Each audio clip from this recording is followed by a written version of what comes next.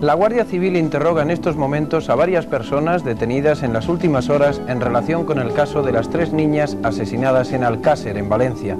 Televisión Española adelantó la noticia en primicia a las 9 de esta noche en el telediario y a estas horas se mantiene la mayor discreción sobre el asunto para no entorpecer las investigaciones. Este es el último dato de la noticia más destacada del día, en el que los forenses realizaron la autopsia a los cadáveres de las 3 niñas asesinadas. La investigación del caso se lleva, al parecer, con rapidez gracias a las pistas encontradas en el lugar del crimen. ¿Qué nos toca ahora? Ahora nos toca el caso más mediático de toda España. Un caso que, de todo lo que llevo estudiado en el podcast, ¿vale? De Corea del Norte, de Prigozhin, de lo de Jack, creo que este caso es el que más me ha gustado de todos, ¿eh? Me parece... Cuidado, Y lleva varios, Me parece tremendo el caso de Alcácer, ¿vale? El triple asesinato de las niñas de Alcácer, que es el siguiente caso que vamos a tratar. Gigante, ¿eh? Alcácer es tremendo. Alcácer es el lugar, es el pueblo. Ah, vale. Okay, Alcácer es un pueblo pequeño de Valencia y tampoco tenía tantos habitantes en la época, ¿no? Era en el 92. En el 92. Entonces, voy a empezar el caso, ¿vale? Nos vamos a colocar en el 13 de noviembre de 1992, ¿vale? Aquí entran en protagonismo 3 niñas, Toñi, Miriam y Desiree, ¿vale? Toñi tenía 15 años y Miriam y Desiree tenían 14, ¿vale? Pues esa noche Miriam sale de su casa y pasa por casa de Desiree y las dos juntas van a buscar a Toñi a su casa, ¿vale? Esto es a las 7 de la tarde. ¿A dónde van? Pues van como unos recreativos, pues no sé, irían a ver a alguien, a algunos amigos, compañeros. A los recreativos ZAS. A los recreativos ZAS, correcto, que eran famosillos allí en el pueblo. Y después de estar un rato allí se van a un centro médico a visitar a su amiga Esther, que resulta que estaba mala, y después de estar un rato con ella la acompañan a casa. Y durante el trayecto dicen que quieren ir a una discoteca llamada Color, que está en Picassent, ¿vale? Ya que allí iba a haber una fiesta privada para los estudiantes del instituto.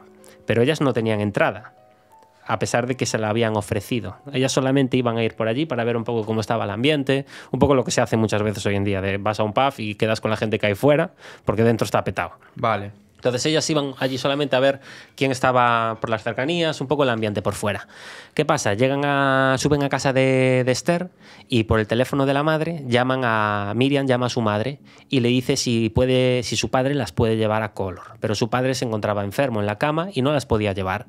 Entonces la madre dice que lo siente, pero que tampoco son horas de ir a una discoteca, ¿no? Que a las 10 de la noche tienen que estar en casa. Claro, entonces ellas, pues supongo que son los 14 años, la edad del pavo, deciden que quieren ir y deciden hacer autostop, ¿no? La madre de Esther les dice que tampoco es buena idea, que les escucha decir que quieren hacer autostop, que no es buena idea porque nunca sabes con quién te puedes encontrar. Bueno, sí, en esa época era bastante común hacer autostop. Sí, era común, ¿Sí? Sí. Entonces bajan de la casa de Esther y se sabe que en el último semáforo del pueblo se ponen a hacer autostop. Y allí encuentran con una pareja, ¿vale? La pareja se llama Francisco José Hervás y María Luz López, ¿vale? Pero estos tenían el coche estropeado y lo iban a llevar a un taller y que como mucho los podían dejar en la entrada de Picassent, en una gasolinera, que a partir de allí tenían que ir andando ellas o que tendrían que volver a hacer autostop. Y ellas dijeron, ok, no hay problema, tal. Llegan allí, las dejan en la gasolinera y desde la gasolinera hasta la discoteca hay como 1,2 kilómetros. Entonces empiezan a andar. Se encuentran a este chico que les había ofrecido las entradas y claro, el chico cuando las ve se sorprende porque dice, ostras, ¿y qué hacéis vosotros aquí? ¿Pero qué chico les había ofrecido las entradas? La fiesta era privada. Claro. Y ellas, este chico les había ofrecido las entradas para esa fiesta, pero ellas la rechazaron. Entonces este chico las encuentra y les pregunta qué hacen ahí. Le dicen que van a Color y dicen, hostia, pero hace nada os vendí unas entradas y dijisteis que no ibais a ir. No, pero es que vamos para dar una vuelta por los alrededores. Por eso le llamó la atención. Todo esto lo digo porque estas son gente que testifica después, cuando se ponen a buscar a las niñas. ¿Qué pasa? Llegan pues al pueblo y una señora desde la ventana ve como las niñas se ponen a hacer autostop y aparece un coche blanco pequeñito que se para y les debe preguntar a dónde van. Ellas dicen que van a Color y pues las deciden llevar, ¿no? Entonces se meten en el coche blanco y fue en ese momento cuando no se volvió a saber nada de estas niñas, cuando desaparecieron. Pero este coche fue cerca de Color, porque si estaban a 1,2 kilómetros y anduvieron un poco. Bueno, pues no llegaron. Entonces, ¿qué? ¿600 metros anduvieron en ese coche? ¿Que hicieron autostop para andar 600 metros? Pues son 14 años, Pablo. ¿Qué le quieres? No sé. Claro. Bueno, aparte, siempre hay como esta duda en Alcácer, porque en Alcácer hay muchos expertos, ¿no?, que siguen este caso. Y siempre hay la duda, imagínate, más de 30 años después, de si fueran a color o si no fueron, ¿no? Y ya veréis que en este podcast, en los comentarios, habrá gente diciendo, sí que fueron a color, tenéis que ver más del caso. Y hay otra gente diciendo, no fueron a color por esto y por esto otro. Y después de lo que decías del coche, que la señora Dolores Badal, que es la que las ve desde la ventana, dice en las testificales de la policía... Los temas de horario, dices. Bueno, te quería decir que ella dice que ve a 4 personas en el coche. A 4. 4 personas en el coche y que con las niñas serían 7. Mi madriña.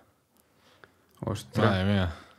Claro, y aparte hicieron la prueba de ir a la ventana, ver el coche, posicionar a las niñas y a las 4 personas supuestamente que había en el coche y parece, cabe, ¿no? En plan... parece que cuadraba lo que podría ver la señora con lo que pasó ese día, ¿no? Y yo sigo pensando que sí podría haber sido que hubiera allí 4 personas en ese coche. 4 personas que la recogieran. Aunque después, bueno, hay conspiraciones y meternos ahí en mucho meollo, ¿no? Del caso Alcácer, que al final es un puzzle de 8.000 piezas. Yo vi las chiquitas que estaban ahí en la esquina haciendo autostop, pasaron 2 coches y no les pararon. Y el que hacía 3 es el que les paró. Iban 4 chicos, abrieron la puerta y las chiquitas pues subieron detrás.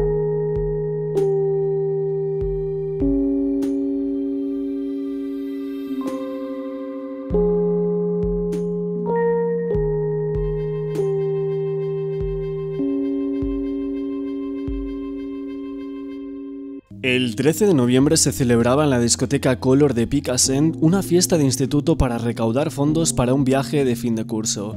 Esta discoteca llamada Color ponía a disposición de sus clientes 3 líneas de autobuses. La que correspondería a las niñas era la línea 1, Picaña-Picassent, que venía de la zona norte y con paradas, entre otras, en las localidades de Catarroja, Silla y Alcácer. Y estas tendrían que volver a partir de las 9 horas, pero estos solo estaban disponibles los sábados y también los domingos. Para ir a una fiesta el viernes, las niñas deberían buscarse otro medio de transporte. Normalmente las chicas iban los fines de semana y se supone que solo los domingos, que iban los domingos sobre las 5 de la tarde.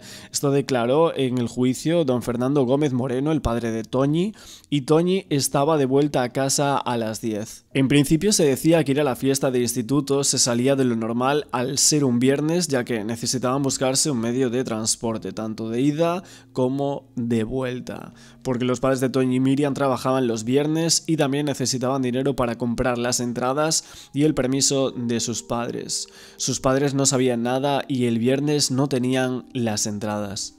Incluso tenemos hasta 7 testimonios que corroboran que las niñas de Alcácer no tenían intención de ir a la discoteca Color ese viernes. Alcácer es un pueblo situado en una llanura a menos de 20 kilómetros de Valencia. Aunque apacible, todos los fines de semana, las carreteras entre Alcácer, Picassent y otros pueblos de los alrededores se llenan de vehículos con jóvenes que siguen la conocida como Ruta del Bacalao. Precisamente en Picassent se encuentra la discoteca Color, uno de los puntos de encuentro en la noche valenciana.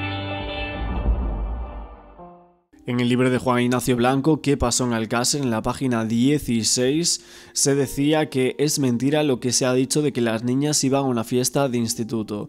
Eso no es cierto, no sé a qué irían a la discoteca. Fernando García también, en el programa de televisión de La 1, Tiempo al Tiempo, el 30 de octubre del año 2001 decía lo siguiente.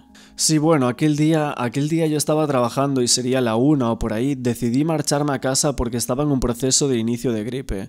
Y marchando para casa, desde casa de un cliente, pues pensé en pasar a recoger a Miriam, que acababa. Era la hora de acabar el instituto, digo, estará más o menos en la parada del autobús. Y así fue, cuando pasé por la parada del autobús estaba esperándolo allí y la subí a ella y 2 amigas más de allí de Alcácer. Marchamos a casa, dejamos a las amigas en su casa, comimos ella y yo solos en casa porque como ella venía un poco más tarde y en mi casa no esperaban que yo llegara a comer, comimos ella y yo juntos. Y mi esposa, que en paz descanse, me dijo, podías acostarte si no te encuentras bien y descansas. Y yo pensando descansar el fin de semana para el lunes empezar otra vez el trabajo, pues me metí en la cama. Antes se había quedado Miriam recostada en el sofá y le dije yo, Miriam, ¿por qué no te acuestas y descansas mejor en la cama? Y me dijo, pues tú podrías hacer lo mismo que te ha dicho la mamá y podíamos hacer los dos igual. Me metí en la cama, ella también se metió en la suya y ya no volví más a ver a mi hija. Entonces luego, cuando ya me levanté para cenar, mi esposa, que en paz descanse, me dijo que había llamado ella por teléfono y mi mujer le dijo, mira, papá está en la cama, sabes que no está bien y no soy día de ir a Color. Deja para ir a Color el domingo, dice. Bueno, pues entonces igual no vamos. Y que según Fernando García, en ese programa decía, y eso fue lo que pasó aquel día. Por otra parte, José Antonio Cano Llàcer, en la vista oral en la 12ª sesión en Valencia, el 28 de mayo de 1997, decía lo siguiente, que sabía que iban a ir, que les ofreció entradas en los recreativos ZAS, donde solía verlas entre semana, pero que no se las facilitó él, que las fiestas de instituto comenzaban entre las 7:15 y las 7:45 de la tarde. Es decir, les ofreció las entradas en los recreativos ZAS y las niñas las rechazaron.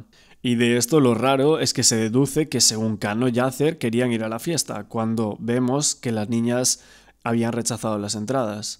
También Salvador Hernández Fito en la vista oral en la 12ª sesión en Valencia, lo mismo que Cano Llàcer, el 28 de mayo de 1997, dijo que a las 3:30 del viernes 13 de noviembre, el día que desaparecieron las chicas, dice que la llamó a Miriam y no comentó nada de ir a la discoteca Color.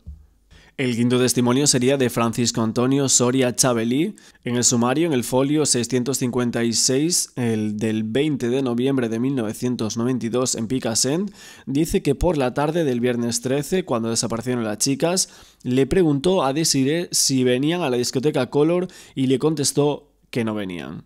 Lo que pasa es que luego en el juicio Soria Chabelí declaró otra cosa diferente a lo que estamos comentando aquí, que aparece en este folio del sumario. Ya que en la vista oral de la 12ª sesión en Valencia, el 28 de mayo de 1997, varios años después del otro testimonio que se había contado anteriormente, decía que no recordaba que le preguntara a Desiree si iba a la discoteca.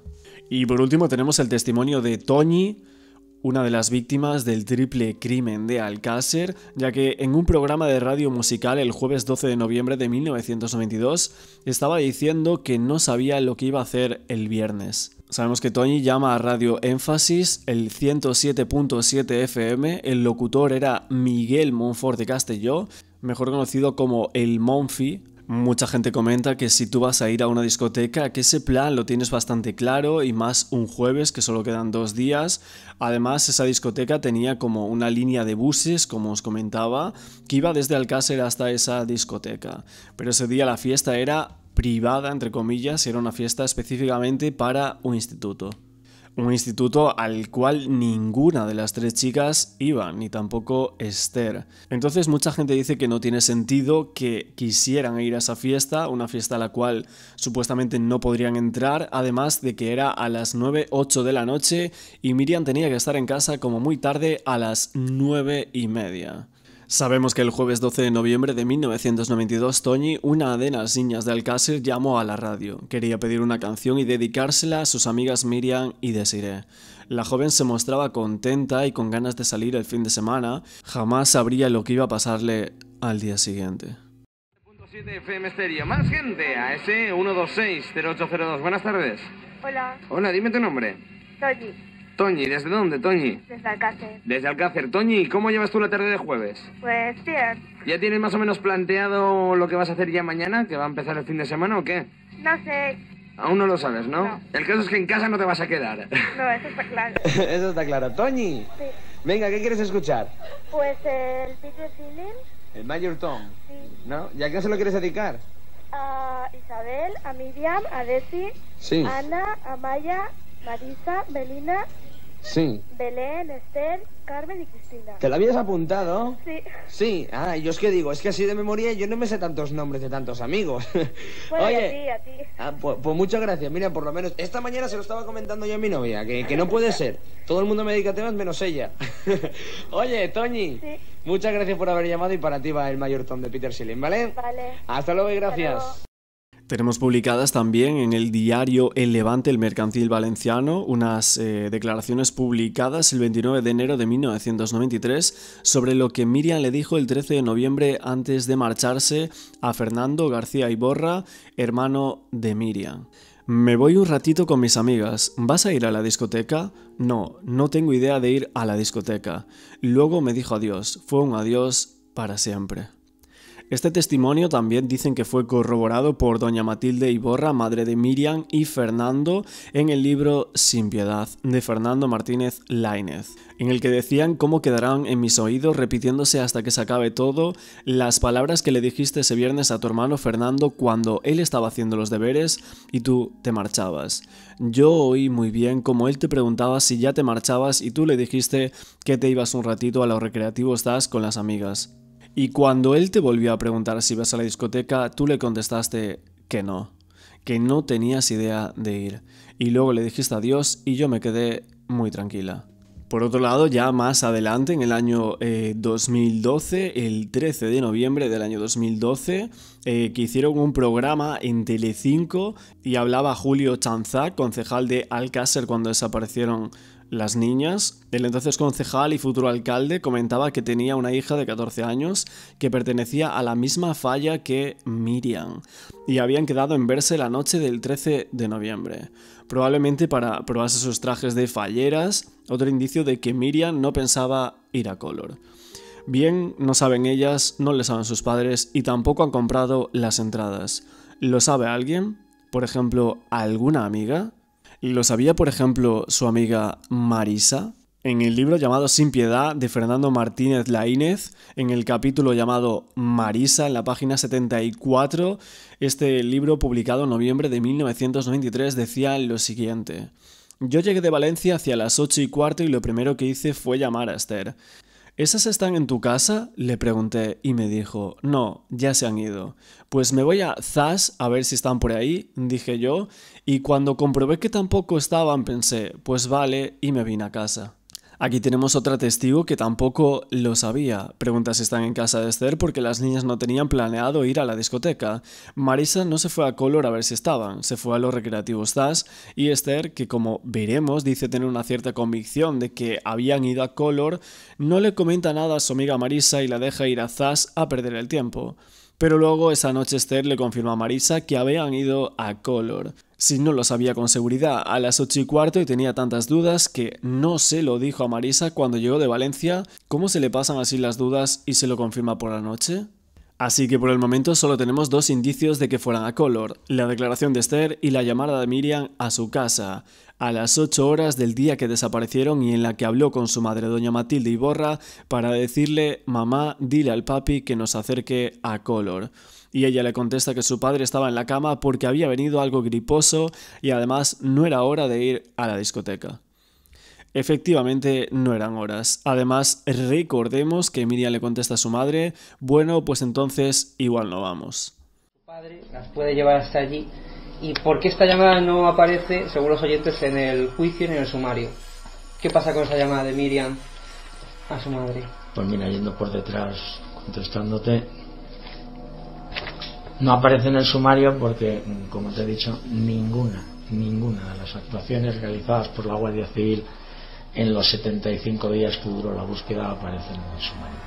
Posteriormente, a través de una serie de recursos que nosotros planteamos y después de estar cerrado el sumario, la Guardia Civil se vio obligada a remitir un documento de cerca de 400 folios donde únicamente y de forma absolutamente escueta pues se anotaban las diligencias que se iban realizando, pero que evidentemente carecía de cualquier valor. Entre ellas, evidentemente, esa llamada no aparece nunca en el sumario. Yo sé de la existencia de esa llamada porque a mí me la ha confirmado doña Matilde Iborra, que en paz descanse, en innumerables ocasiones. Me la ha confirmado Fernando, que le dijo a su mujer que llamó, y efectivamente, por supuesto, que llamó. Claro, y quedó demostrado. Desde casa de Esther, Miriam habló con su madre. A las 8 de la tarde llamó a casa diciendo que a mi mujer que mamá, dile al papi que, le voy a decirlo textualmente, mamá, dile al papi que mira a ver si nos lleva a Color. Y mi mujer le dijo, hija mía, es un poco tarde ya para ir a Color y tu padre está acostado, que sabes que está un poco resfriado. Y dijo, bien, y colgó.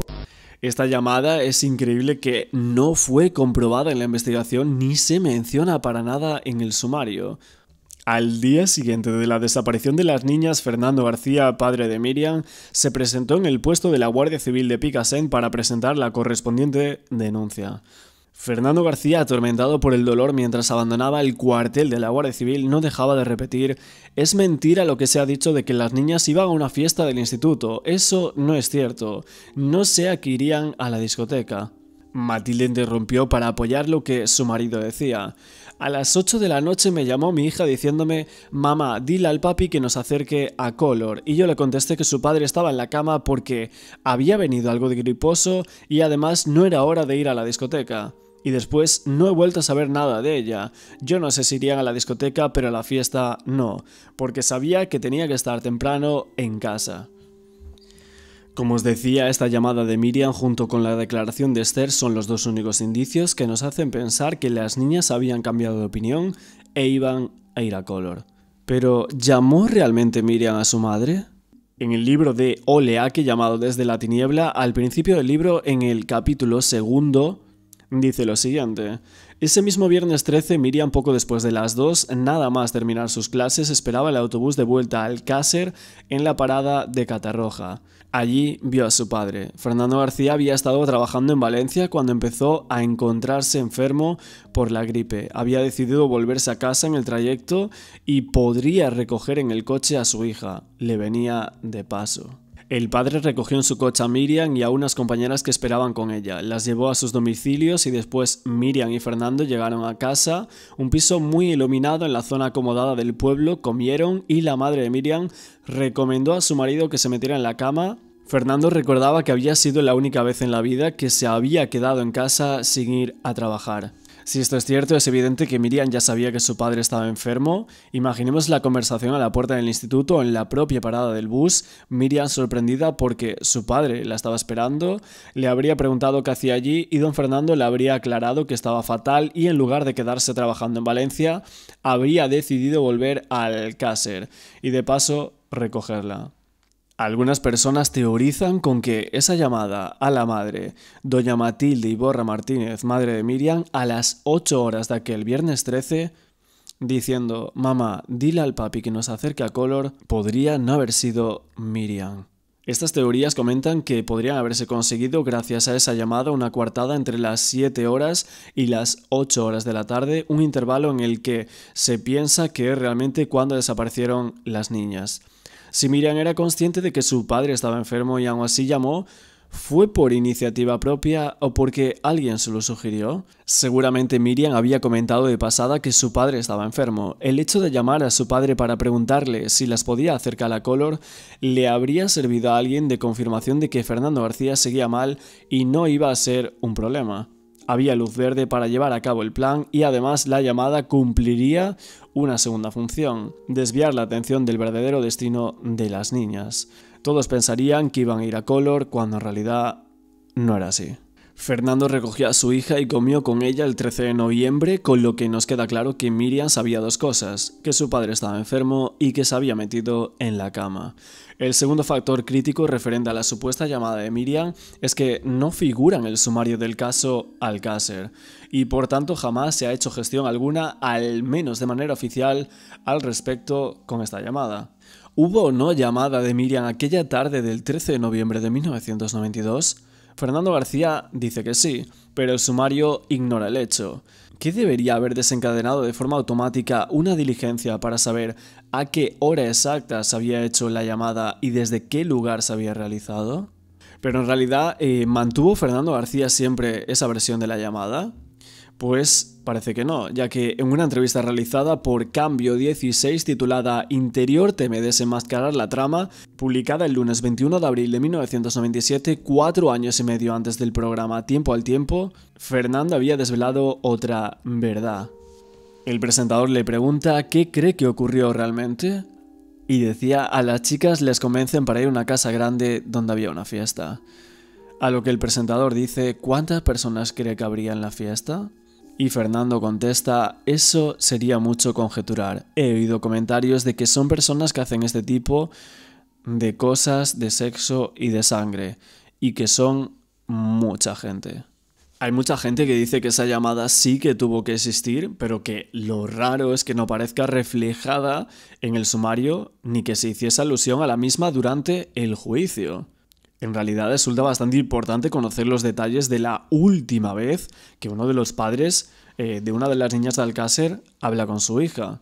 Llama bastante la atención que nos tengamos que enterar de esa llamada o por varios libros o por algunos programas de hace muchos años. Bueno, entonces, claro, esa noche desaparecen las niñas y claro, llegan las 10 de la noche y la madre de Miriam dice: ¿dónde está mi hija? Entonces, claro, al ver que no llega, decide llamar a la madre de Toñi, a la madre de Siré, pero ninguna de las tres niñas llegó a casa.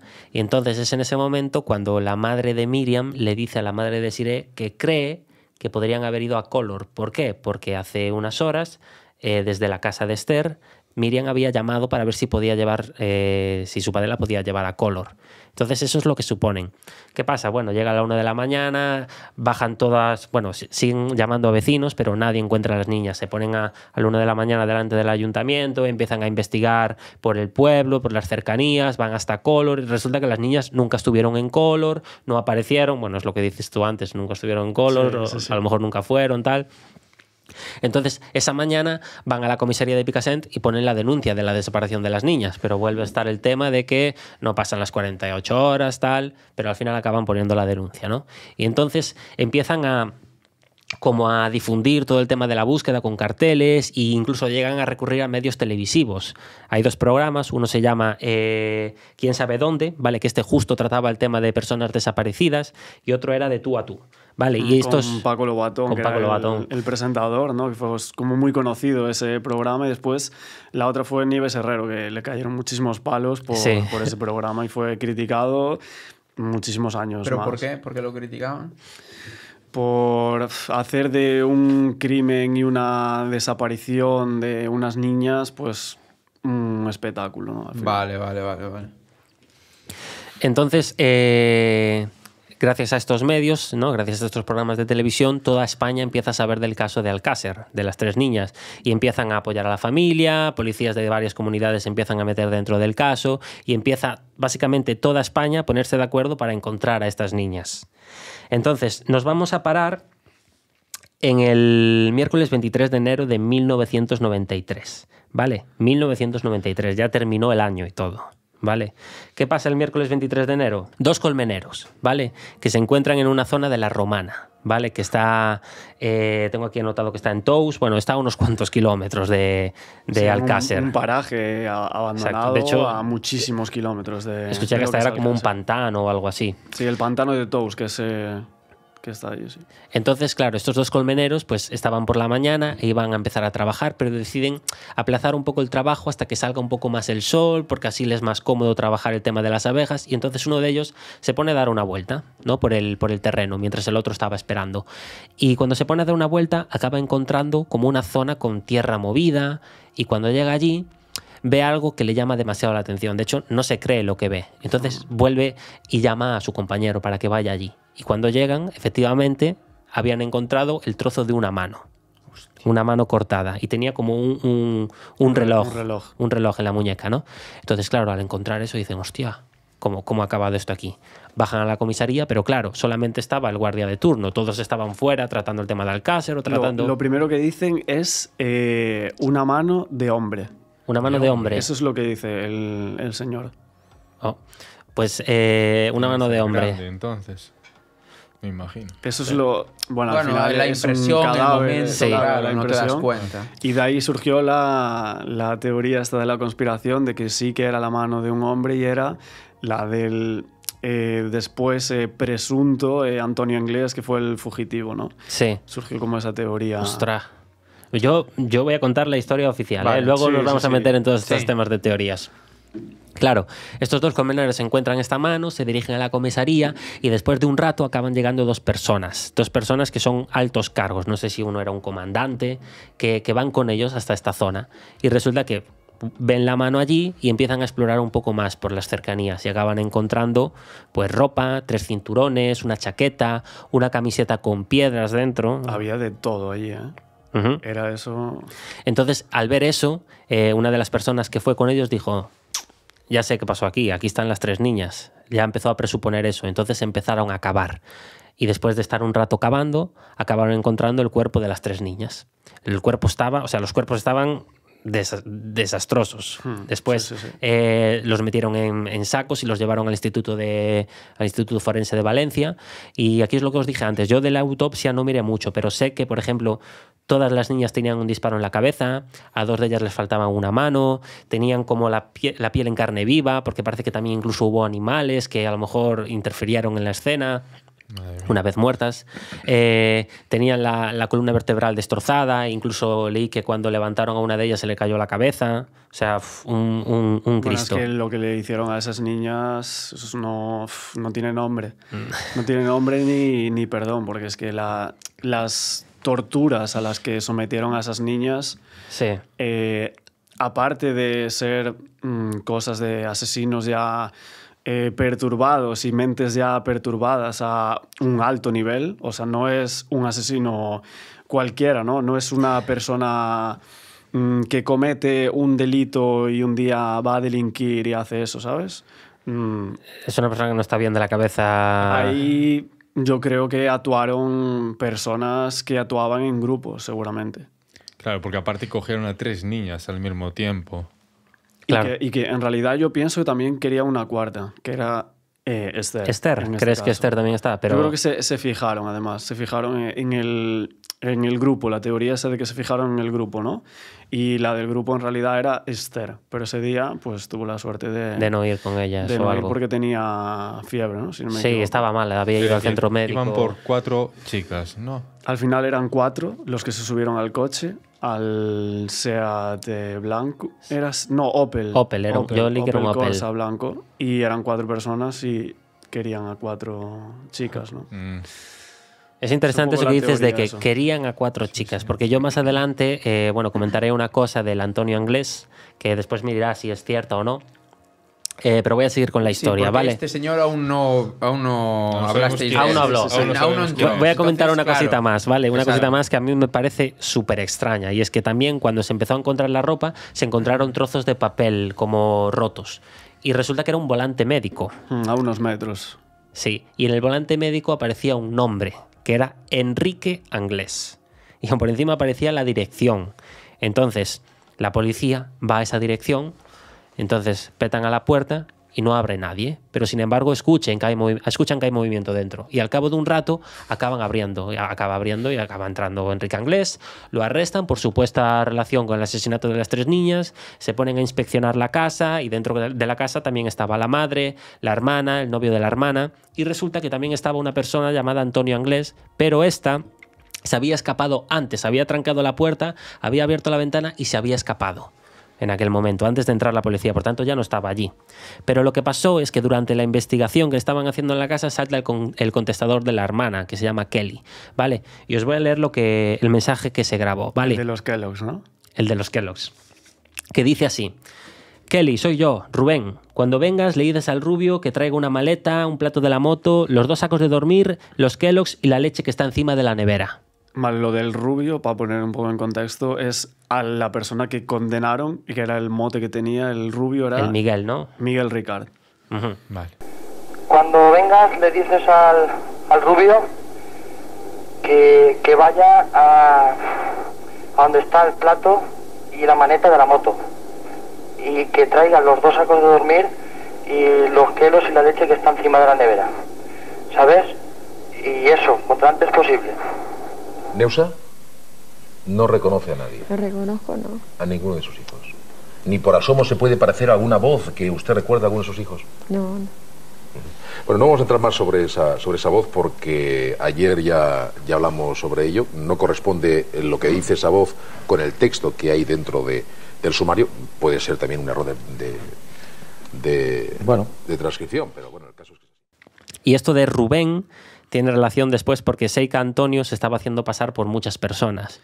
Tenía el apodo de Rubén también. También. Si no me equivoco. Yo escuché que tenía un amigo que era Rubén, que también tuvo algo que ver en algunos delitos que hizo Antonio, porque resulta que Antonio se había fugado de la cárcel, que ya había cometido delitos antes. Y de hecho, durante la investigación, acaba llegando esta persona que decimos ahora, el rubio, Miguel, ¿vale? Miguel Ricard Tárrega. ¿Vale? Que también llega con su hermano, el hermano Mauricio, que también es de la familia de los Anglés.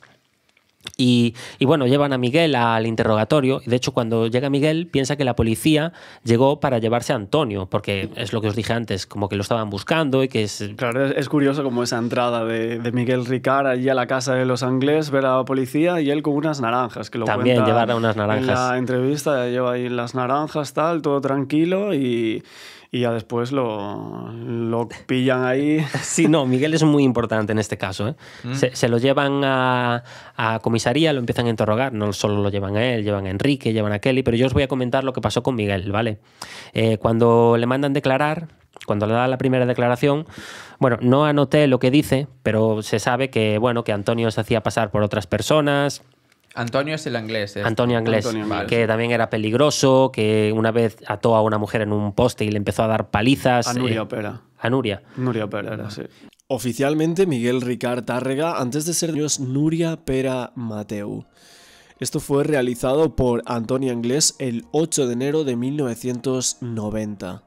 Y la prensa lo presentó de la siguiente manera. Piden 11 años para un camello que ató a una mujer 24 horas. El Ministerio Fiscal de la Audiencia Valenciana solicitó el pasado miércoles 11 años de prisión para Antonio Anglés Martins, un traficante de sustancias residente en Valencia que tras pegar una paliza a una mujer la mantuvo encadenada a una columna durante 24 horas. Al parecer el motivo de la represalia fue que la víctima, adicta a los estupefacientes, en aquel momento le debía dinero a su agresor. El Ministerio Público pidió además penas menores para la madre, la hermana y un amigo del acusado por no haber informado de los hechos a la policía. Antonio Anglés ató a Nuria Pera con una cadena de 6 metros en una de las pilastras de la vivienda que los padres del detenido tienen en la localidad de Catarroja. El acusado reconoció haber realizado esta acción, pero la calificó de tontería. Por su parte, Nuria Pera declaró al juez ese 8 de enero y que acudió al domicilio de Anglés en la capital valenciana para pagar la parte del dinero que le debía por haberle comprado sustancias y para anunciarle que el resto se lo daría más adelante. Según su testimonio, el camello la golpeó en varias ocasiones y amenazándola con un cuchillo la obligó a acompañarla hasta la casa de los padres. Una vez allí volvió a golpearla y después la introdujo en una habitación situada en el fondo de la vivienda detrás de un corral donde la encadenó. La joven, que en aquel momento decían que seguía un programa de rehabilitación psíquica, tuvo que ser atendida de las heridas que presentaba a causa de su largo cautiverio cuando pudo ser localizada y rescatada por efectivos de la Guardia Civil. Por su parte, la hermana del acusado, Dolores Anglés, para la que la fiscal pide una pena de 4 meses de arresto por omisión del deber de denunciar el delito. Manifestó que la agredida no quiso que llamaran a la policía ni le quitaran las cadenas porque era consciente de que se había portado mal y tenía que pagar por ello. Al parecer también Miguel Ricard se pasó los días 9 y 10 de enero de 1990 en prisión provisional por no haber comunicado a la policía la detención ilegal de Nuria Pena, y eso fue todo. Porque en la vista oral celebrada el 15 de mayo de 1991, Neusa, Dolores, que en este caso sería Kelly Anglés, y Miguel Ricard resultaron absueltos, mientras que Antonio Anglés fue condenado a más de 8 años de prisión por secuestro y tráfico de sustancias. Son las últimas fotografías de Antonio Anglés, considerado el autor e ideólogo del triple crimen de Alcácer. Inteligente, frío y calculador, estaba huido de la justicia en el momento en que cometió los asesinatos. Le habían metido en prisión por torturar a su novia toxicómana, a la que estuvo a punto de matar. Estas son las imágenes de aquel juicio y esta su primera ficha policial, con tan solo 13 años. Desde pequeño mostró un carácter violento y todo el mundo sabía las palizas que propinaba su propia madre, que sin embargo le defendía. No sé, porque le ha dado por hacer eso. Ahora, él era muy bolerento, le gustaba mucho a las mujeres. Traía así de cuando una, y ya una chiquilla, ya mayor, ya con una chiquilla que era de otro, que no era de él.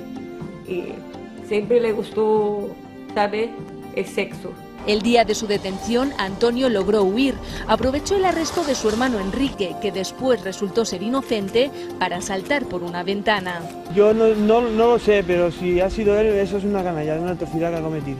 Durante un mes, Antonio Anglés estuvo escondiéndose en pueblos de la zona, poniendo en jaque a las autoridades de media España. 3 meses después de la aparición de los cadáveres, fue visto en Lisboa, donde embarcó como polizón en un barco rumbo a Irlanda. Tras ser descubierto, se tiró al mar, cerca de la costa de ese país. Ahí se perdió su pista para siempre. Hoy la asociación Clara Campoamor, que ya fue acusación en el juicio contra Ricard, pide que se vuelva a dar caza a Antonio Anglés. Es bastante curiosa también esta fecha de este periódico del jueves 4 de febrero de 1993, que el titular dice: Antonio Anglés era un preso modelo según el informe que le permitió salir de permiso. El informe describía a Anglés como un interno de buena conducta, cumplidor y reservado, y su familia, a la que dominaba con crueldad, lo recuerda supuestamente con miedo. Dicen que el informe del equipo de tratamiento de la cárcel modelo de Valencia, que propició la concesión del permiso penitenciario a Antonio Anglés Martins, señalaba que este preso presentaba buena conducta, que no consumía sustancias en el recinto y que contaba con redenciones extraordinarias por el buen desempeño de su destino como electricista. La última moda es que llevaba los bolsillos cargados, claro, y siempre con coches y motos. El informe penitenciario sobre Antonio Anglés, que cumplía prisión ininterrumpida desde el 17 de febrero de 1990, señalaba que el ahora fugado reunía todos los requisitos exigidos por la ley de régimen penitenciario para beneficiarse de un permiso. Le concedieron uno, el preso regresó a la cárcel tal como su buen comportamiento hacía prever. El 5 de marzo de 1992 le concedieron otro y debería regresar el día 11, pero no volvió. Y en este periódico también hablan del caso de Nuria Pera, que fue condenado a Antonio Anglés en el 1990 a 9 años de prisión y a una multa de 1 millón de pesetas como responsable de ese delito de detención ilegal, y otro contra la salud pública por tráfico de sustancias y una falta de lesiones. Desde siempre se ha teorizado y preguntado por las personas que siguieron el caso de Alcácer si Miguel Ricard era culpable del triple crimen de Alcácer o si por el contrario sería un cabeza de turco. El 4 de febrero de 1993, 8 días después de encontrar los cuerpos de las 3 niñas, todavía no había escena del crimen disponible para la versión oficial, según informa el diario Levante el Mercantil Valenciano, que decía: la Guardia Civil todavía no ha localizado el lugar exacto donde fueron viol y asesinar las niñas de Alcácer, ya que las múltiples declaraciones de Miguel Ricard no han servido para aclarar ese punto. En cambio, el diario El País del 31 de enero de 1993 había dado una versión diferente en la que no se especificaba el vehículo del secuestro, pero ya se hablaba de una casa como lugar de los hechos, aunque no especificaba su ubicación.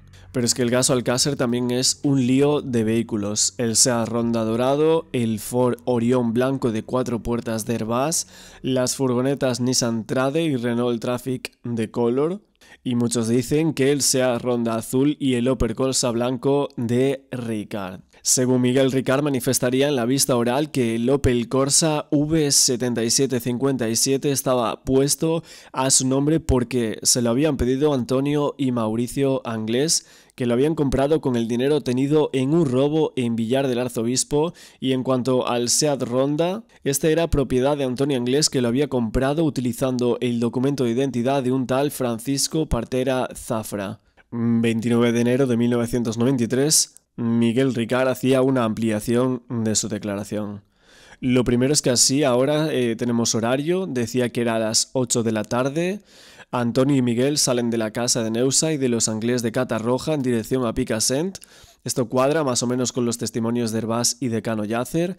Segundo, el vehículo utilizado ya no es el Seat Ronda, sino que es el Opel Corsa blanco de Ricard, un coche blanco pequeño, aunque solo tenga 2 puertas, que cuadra más con el testimonio de la señora Badal. El tercero es que una de las niñas protesta al sobrepasar Color, pero las engañan diciéndoles que iban a recoger unas cosas. Cuarto es que en el secuestro siguen sin haber violencia verbal ni física alguna contra las 3 niñas. Quinto, el lugar de los hechos es el entorno de una fábrica situada a la derecha del camino Venta Cabrera, Monroy, Montserrat, Real de Monroy y Lombay. Dice que Miriam y Desiree reaccionan al escuchar los gritos de Toñi y preguntan ¿qué pasa? Séptimo es que Desiree se queda sola con Miguel Ricard, que tiene un acceso supuestamente carnal con ella, medio consentido, utilizando las palabras de Ricard, le comió la cabeza. En aquella época, según el artículo 435 del Código Penal de 1973, constituía un delito de estupro por acceso carnal con engaño, siendo la víctima mayor de 12 años y menor de 16. Dice también que después de acabar con las niñas se van a la caseta de Alborache a por una azada y un pico, luego a la caseta de la Romana por la moqueta y después al entorno de la fábrica, meten a las niñas en el maletero del coche y vuelven al entorno de la caseta de la Romana, en donde las entierran. Dicen también que ya no se hace la fosa con tan solo un pico, Ricard cava con la azada y Anglés con el pico, pero según Ricard termina la fosa en media hora. Con lo que este punto tampoco queda resuelto, siguen sin tener pala y sin embargo son capaces de retirar 200.500 kilos de tierra en media hora. Muchos dicen que en esta ampliación Ricard se acaba de meter en un jardín al mencionar la visita a la caseta de Alborache, porque da la casualidad de que es un punto y un pueblo muy cercano a Macastre. Como no anduviera con cuidado, se podría haber envuelto en 2 casos de crimen múltiple en vez de 1. Y este era un problema añadido que presentaba su nueva declaración. Miguel Ricard aquí contestó a 3 preguntas bastante curiosas. Una de ellas es que si estuvieron con las niñas en la casa de Lombay, que sería la caseta de la Romana, a lo que Miguel Ricard contestó que no. Que si había algo de unos pendientes, a lo que repuso que los pendientes de una chica los llevaba Anglés. Y el tercero, que si realizó penetración anal con una chica, a lo que Miguel Ricard contestó que sería Antonio Anglés. Lo que pasa es que al día siguiente el diario Levante el Mercantil Valenciano informaba que el informe forense afirmaba que las 3 habían sido viol, vaginal y una de ellas analmente. Aquí habría que establecer un criterio para identificar las diferentes declaraciones de Miguel Ricard y se podrían escoger varios puntos. Uno sería el lugar de los hechos, que es uno de los factores que varía, y el siguiente sería el de los culpables señalados, otro de los factores diferenciales. En la primera declaración inculpatoria, el escenario del crimen es un algarrobal, luego siguen 2 declaraciones más en los que se habla de una fábrica y por fin llegamos al escenario definitivo, la caseta de la Romana. Por otra parte, en las declaraciones inculpatorias, Ricard apunta a Anglés como único responsable, pero en las 2 últimas señala a Anglés, Mauri y el Nano. Esto permite ordenar las declaraciones de Miguel Ricard del siguiente modo. La primera sería Algarrobal y Antonio Anglés. Las 2 siguientes serían Fábrica y Antonio Anglés. La cuarta sería la caseta de la Romana y Antonio Anglés. Esta sería la versión oficial definitiva, entre medias de estas declaraciones de Miguel Ricard. Y las siguientes y últimas serían la caseta de la Romana y Anglés, Mauri y el Nano. Entonces, de esa casa, para quedarnos claros, ¿a quién llevaron ese día? ¿A una persona sola? No, llevaron a Enrique Anglés, ¿sí? Llevaron a Kelly, que era la hermana, llevaron a Miguel, no sé si llevaron a Mauricio también. Pero ya os digo, lo importante aquí es Miguel. Vale. Porque es llevaron detenidos a los 3. Sí, pero lo importante aquí es Miguel. Vale. La policía le hace varias preguntas, una de esas eran estas, y después le pregunta qué sabe sobre Enrique, si cree que Enrique pudo haber hecho un crimen así. Y él dice que, a pesar de que Enrique esté un poco mal de la cabeza, que tenga problemas, que no lo ve haciendo esos crímenes, pero su hermano Antonio sí que lo puede llegar a ver cometiendo un crimen así. Entonces termina la declaración y ese mismo día Miguel pide volver a declarar otra vez. Y aquí da una versión de los hechos muy diferente, ¿vale? Dice, mira aquí, el 13 de noviembre de 1992 dice que se encontraba con Antonio Anglés, en su coche de camino a la discoteca Color y que durante la trayectoria se encontraron a 3 niñas que las metieron en el coche y que al llegar a la discoteca Color Antonio le dijo que no parara, que se fueran a tomar algo. Que le pregunta Antonio a las niñas si quieren ir a tomar algo y ellas dicen que si él invita, que no hay problema, que no se demoren mucho, ¿no? Entonces pasan de la discoteca Color, no llegan a parar y empiezan a meterse entonces como en un terreno de tierra, un camino de tierra bastante apartado, y allí dejan el coche y entonces Antonio se baja y se lleva a una de las niñas, a Toñi, y se la lleva bastante lejos y llega un momento en el que ya no las pueden ver y que después de un rato Antonio vuelve solo y esta vez se lleva a Miriam.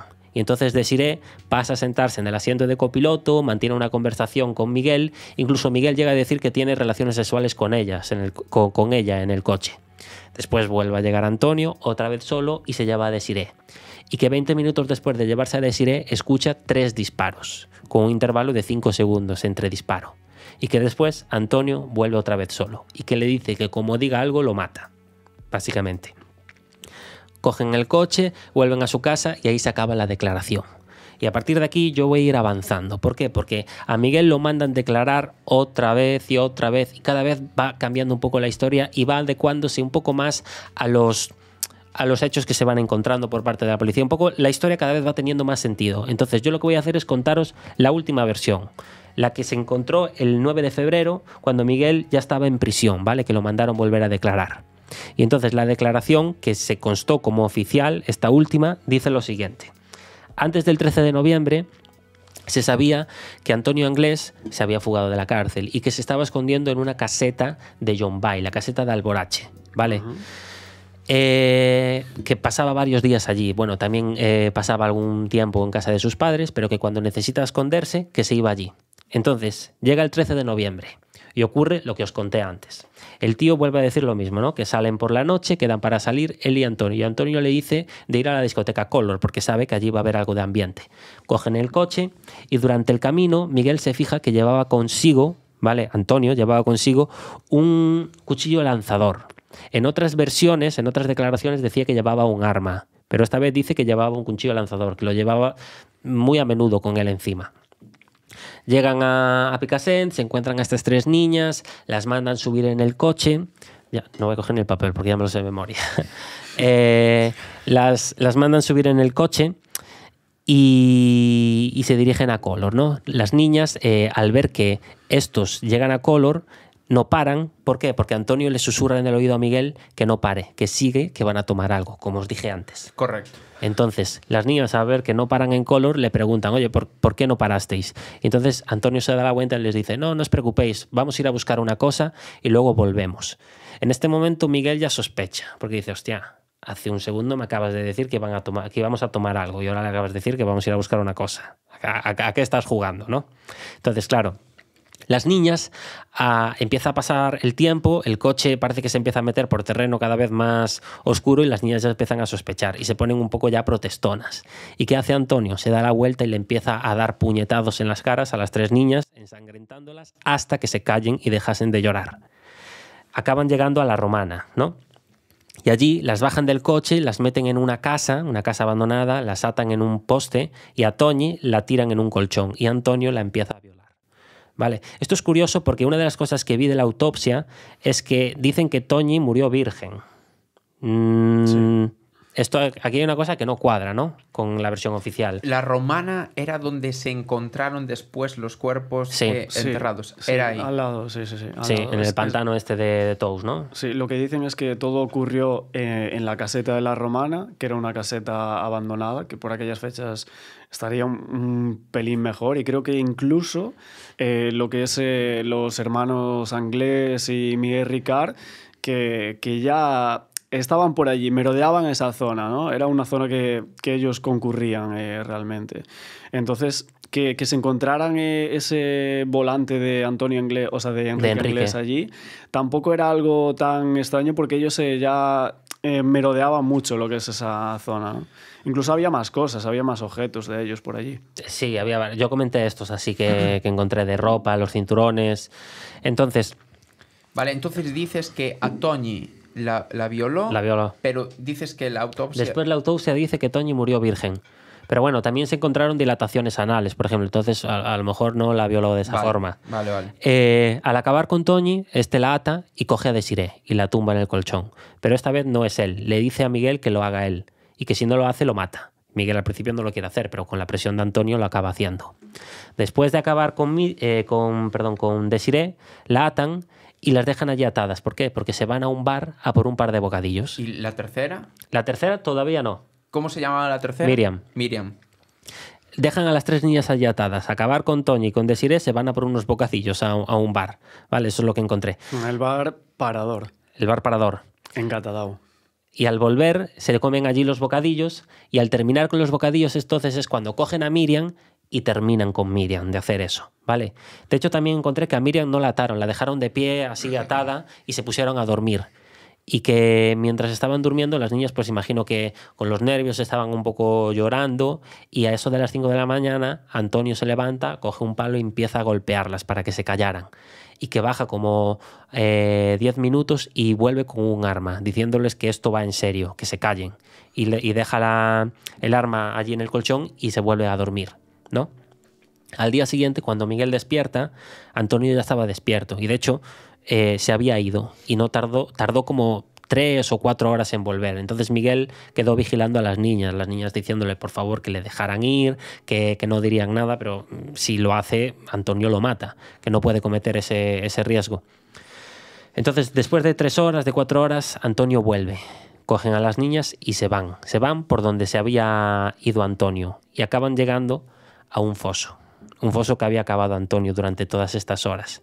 Claro, las niñas al ver el agujero, al ver el foso, se ponen histéricas. No nos mates, por favor, déjanos, no vamos a decir nada. Y Antonio dice, lo siento, no puedo dejar iros, tengo que mataros porque os vais a chivar, me podéis delatar, tal. Y dice a Miguel que se vaya. Entonces, las niñas siguen histéricas y lo que hace él es coger una camiseta, meter piedras y empezar a golpes con ellas. ¿Os acordáis que antes dije que se había encontrado una camiseta con piedras? Pues era de eso. Entonces, de hecho, creo que una de ellas hasta quedó inconsciente con esos golpes de las piedras. Y entonces cogió a una de ellas, la empujó al foso, pum, le pegó un tiro en la cabeza, cogió a la otra, la tiró al foso, pum, otro tiro, y después quedó la última con otro tiro. Las enterró y se marcharon. Y así termina la declaración. Ahora viene la parte más loca de la historia, ¿vale? Cuando la policía intenta constantemente atrapar a Antonio Anglés y van detrás de él constantemente, pero nunca lo consiguen atrapar. Porque él, desde que se dio la fuga aquel día... Desde que se dio la fuga por la ventana... ¿No lo volvieron a encontrar? Lo encontraban, pero no lo conseguían atrapar. Vale, recordamos eso, que se había fugado de la ventana. ¿A dónde había ido? Pues resulta que había ido a la caseta de Alborache. Cuando la policía va a investigar las casetas que hay por allí, acaban encontrando la caseta de Antonio. Encuentran colchones, utensilios de cocina, pero Antonio no estaba, ¿no? Entonces, lo siguiente que se sabe es que... de hecho consiguió llegar allí gracias a que un taxista comentó en la policía que se encontró una persona que quería que la llevaran hasta Turís, ¿vale? Y que al llegar allí le había dicho al taxista, el tío, que se metiera por un camino de tierra, pero el taxista dijo, no, que me la lías, tú te bajas aquí, me pagas la parte del dinero que llevo del trayecto y me olvido de ti. Y el taxista comenta una cosa interesante y es que el tío lleva como un montón de dinero encima. Y resulta que ese dinero puede ser debido al préstamo que había pedido la madre ¿vale? Porque se quería comprar un chalet y que ese dinero lo escondía en la cocina y que al final el chalet no lo llegó a comprar. Entonces Antonio debió coger ese dinero, que sabía dónde estaba, y se marchó con él. Que eran unos 2 millones de pesetas. 2 millones. Yo tengo aquí 12.000 euros, no sé. Sí, son 2 millones de pesetas. Extrapolado a los tiempos actuales. Claro. Entonces, lo siguiente que se sabe es que había ido a una peluquería, ¿vale? Para hacerse un cambio de look. Se fue a teñir el pelo de castaño porque sé que era su color natural, y las dependientas no sabían que era Antonio hasta tiempo después, cuando descubrieron que el nombre que había dado en la cita era uno de los nombres que coincidía con los que se hacía pasar cuando la policía lo publicó. Los marineros contactan con la policía de Dublín, creo que es, y resulta que cuando llega la policía de Dublín al barco, Antonio ya no está. Y lo último que se sabe es que se encontró como un salvavidas del barco en las orillas de la zona. Y desde aquel momento ya no se vuelve a saber nada más de Antonio. A ver, yo la verdad... O sea, está guay explicado todo lo que explicaste y todo el tema de la fuga de Antonio Anglés, pero suena a una película es que a mí esto... no se la cree nadie. Es que no se la cree nadie. Pero, eso, ¿qué es lo que no te crees? ¿Que realmente fuera avistado? Yo creo que no lo consiguieran atrapar. A mí es lo que más me llama. Yo no sé hasta qué punto es verdad la fuga, ¿no? Hay gente que cree que Antonio Anglés ya estaba muerto después del crimen, que ya lo mataron y que la fuga es todo un... O sea, que inventada, ¿no? ¿Y si lo mataron, por qué no encontraron su cuerpo? Hombre, como muchos cuerpos que no se encuentran nunca, ¿no? Lo queman y a tomar por culo. Claro, no sé si realmente hay un punto en la fuga donde sí lo atrapan y después todo lo demás sí que es inventado. Porque ya es avaricia, ¿no? Lo de las fotos, eso y tal, eso raro, es rarísimo, la verdad. Y lo del avistamiento en Lisboa, que después... Yo eso sí que me cuesta creérmelo, es que es muy peliculero. Como indagando, ¿no? Ahí en ese testigo que decía que era una persona que lo conocía en Lisboa y que le dio cobijo allí. Un yonki, yo encontré que era un yonki, que hasta incluso consiguió su documentación y todo. Y después lo del barco, dicen que llegó a Irlanda y que estuvo en Irlanda incluso. Pero ¿quién, por ejemplo, la gente que del barco no tiene nada con él, ¿no? O sea, si lo vieron dirían la verdad, ¿no? Son marineros o... Pero es que el caso es un caso muy mediático y muy oscuro y que hubo muchos poderes detrás, yo creo, para que no se supiera realmente toda la verdad, yo creo. Claro. ¿Poderes? ¿A qué te refieres exactamente? ¿Que hubo gente...? Claro, es que... ¿Quién hizo eso? ¿Lo hicieron ellos o fueron otras personas? Hombre, evidentemente no sé si Antonio Anglés y Miguel Ricard lo hicieron. Yo creo que Antonio Anglés, para mí, mi opinión es que no tuvo implicación en lo que es el crimen. ¿No? ¿Crees que no tuvo nada que ver? Yo creo que no tuvo nada que ver. Lo que decían, bueno, ya comentaste tú, que esa pista del papel podía ser porque ya andaban mucho por allí. En todo caso, también escuché la versión de que pusieron pistas falsas en esa escena del crimen, como para incriminarlos a ellos. Hay gente que piensa que los dos no tuvieron absolutamente nada que ver, ¿no? Incluso yo entrevisté hace poco a un escritor de Alcácer y tal, que me decía eso, que él pensaba que eran cabezas de turco o chivos expiatorios, que al final el único condenado fue Miguel Ricard. Sí, el único que fue a la cárcel. Que tuvo la condena Parot y, ostras, imaginar un crimen como ese y que solo tuviera un condenado y que lo sacaran de la cárcel a los... no sé cuánto tiempo estuvo, pero no estuvo tanto tiempo, ¿no? Es increíble, realmente. En plan, lo que le hicieron a esas niñas, que fue uno de los crímenes más horribles de la historia, que no tenga una condena ejemplar para las personas que cometieron esas atrocidades. Por eso